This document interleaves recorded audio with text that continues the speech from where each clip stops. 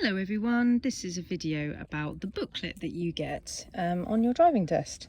I'm just taking it easy with a little bit of less work at the moment, so I'm just sat outside having a nice cup of tea outside my house. Well, it's actually a coffee, what am I on about? And I picked up a book that was in my car. You get this if you pass or fail, and it was in my car. Somebody's just forgotten it, and I thought I'd read it. And it's actually very interesting. I haven't actually read it before, so I'm just having a look at these reasons for failing and what they're saying about it. So I just thought I'd give my kind of opinion about it. So these are the top 10 practical test faults, and they're trying to fix them all. And these are the 10 most common reasons why someone will fail their test. And number one, right at the top, is observations at junctions. So this is basically pulling out at the wrong time, making people slow down, not judging the gap right, so when you pull out you make the person slow down and they get a bit annoyed at you, or going at the wrong time at a roundabout so they have to slow down and stuff like that. So that would go under observations at junctions. So it's really important that you have a really good look. Mirrors for changing lanes. So one of the things that this could go under is changing lanes is a really big one on the driving test. So you're like going down to McDonald's roundabout or something like that, or going around town where the Vine pub is, and he's going to want you to change lanes. So you would do mirror signal blind spot and you'd move over.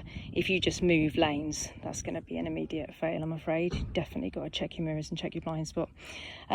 Poor steering control. So basically this just means that if you're going to be turning a corner and going right over the lines or right up the curb, or having bad sort of snaking positions when you're turning, that's not going to look good. So pull push steering is a preferred technique, so driving instructors will tend to sort of teach you the pull push steering technique. It's not something that's essential, but your road position really does have to be very good. If the back wheel mounts the curb, I've noticed that my students can get away with that, but obviously it would be way better if it doesn't hit the curb at all. And if you're turning into a junction, you mustn't cut any corners. Turning right at junctions, this nearly made me laugh out loud. I have heard stories about people after passing their test not wanting to ever turn right, and then they just make up loads of routes to turn left only.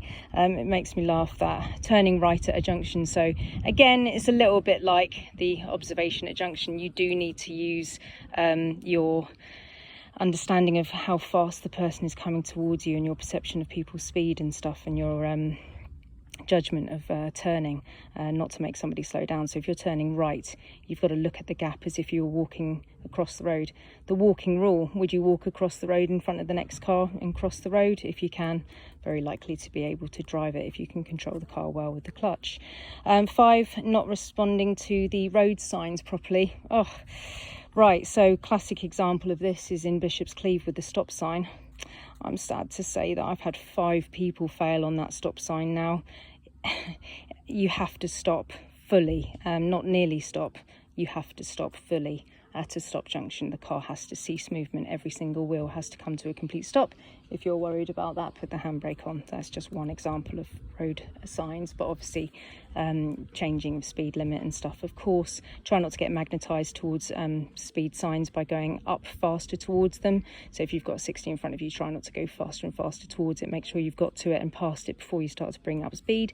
And if it's a lower speed limit in front of you, start slowing down in the faster speed limit, and make sure you are at the lower speed limit when you go through. 6, it's a bit harsh, sloppy reverse parking. When you're reversing, take your time. I'm always saying to my students, within reason. You haven't got a time limit, within reason. Take your time. Ooh. Hopefully that won't last long.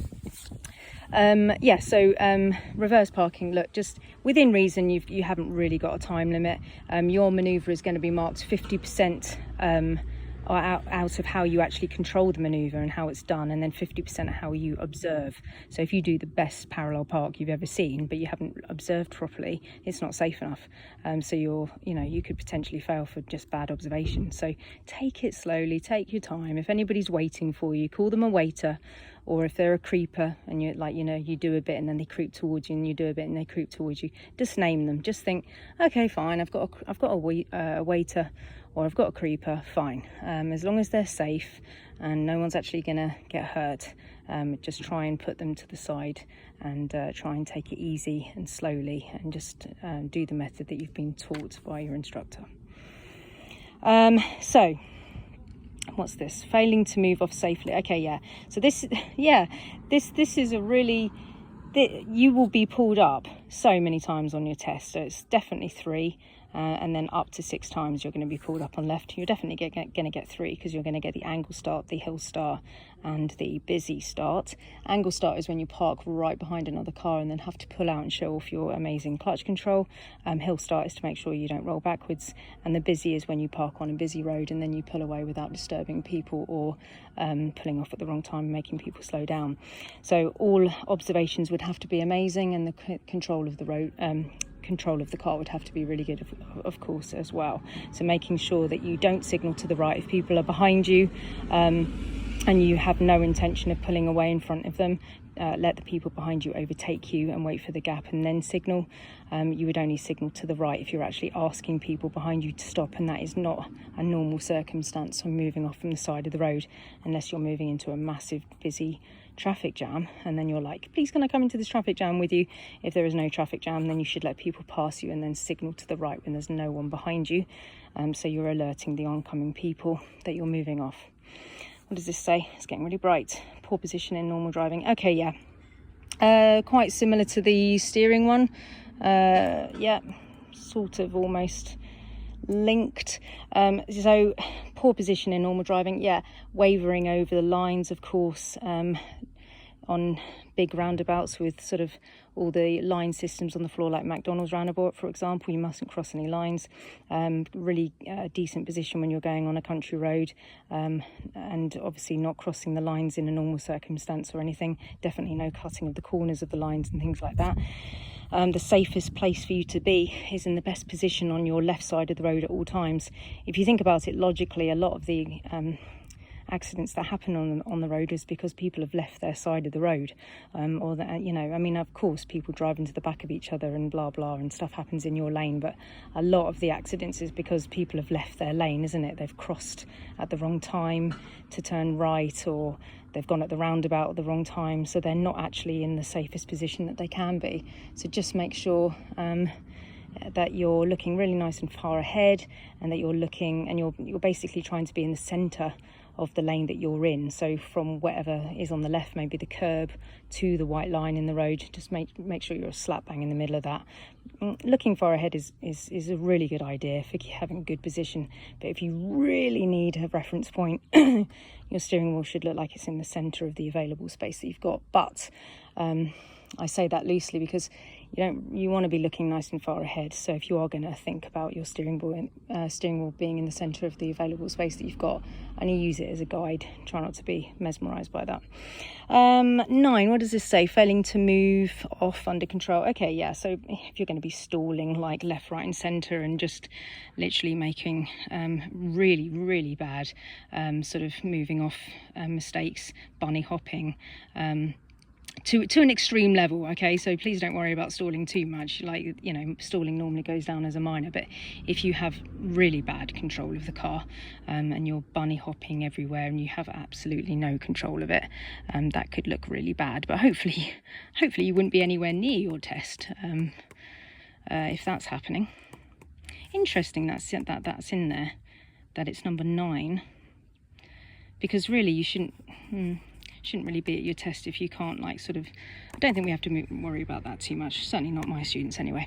And then moving on to, what's this say, responding to traffic lights. Okay, yeah, so this one can be a little bit awkward, I suppose. If you're travelling down a road and a light has been green for ages, look, you're going to have to consider that it's going to be red soon. That's what a traffic light does, right? I mean, it sort of goes from green to red and red to green all day. That's its job, that's what it does.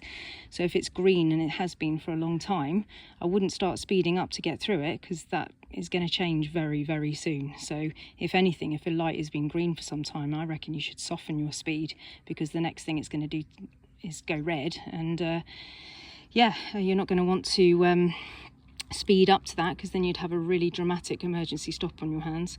The amber light is means stop in the highway code actually, but if you're on the line, that is the only time that you can go through.